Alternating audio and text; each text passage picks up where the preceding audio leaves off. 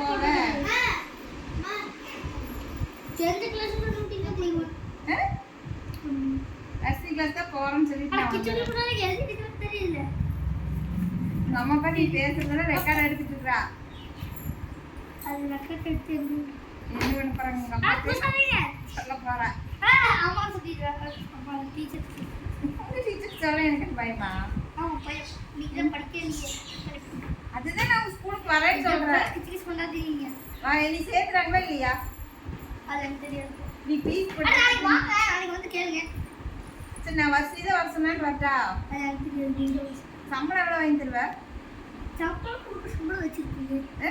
குடும்ப சம்பளம் வச்சிருக்கீங்க. எனக்கு அப்படின்னா சம்பளம்லாம் கொடுக்க மாட்டாங்க.